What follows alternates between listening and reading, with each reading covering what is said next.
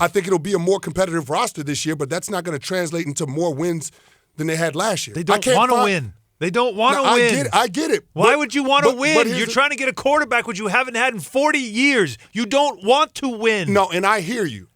But Woody Johnson said that he's going to judge Bowles and McCagnon on by the development of the young players. Well, how can you develop young players when you have veteran players who want to play? No, then when they don't play, the veteran players are gone now. That's right. So that excuse is gone. Thank you. But you still have to have something tangible to point to say that you improved from last year. You have to.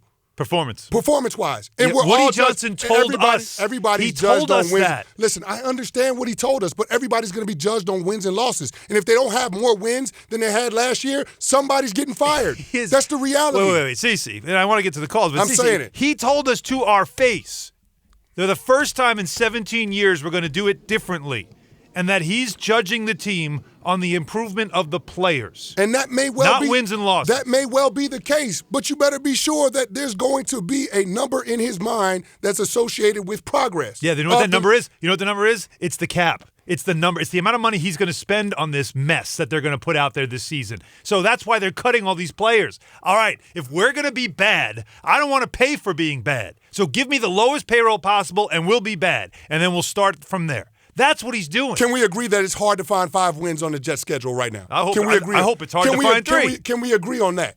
I hope it's hard to find 3. So if you're going to go 4-12 or worse, you think nobody's getting fired? Nobody?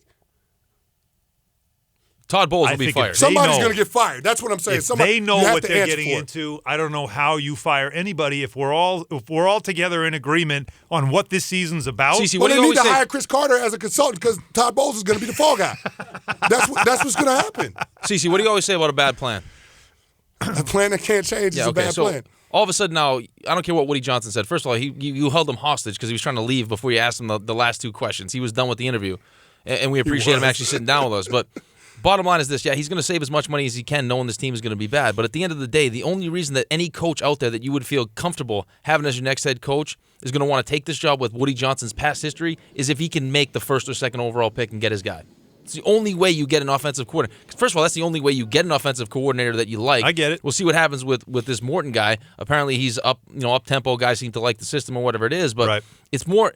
It would be worse for the Jets if they do win 2 games, get the 1st or 2nd overall pick, take Sam Darnold or Josh Rosen, whoever it is, and keep Todd Bowles on as the head coach. They stink again, and then they fire him. So now all of a sudden the quarterback has to learn another system. Right.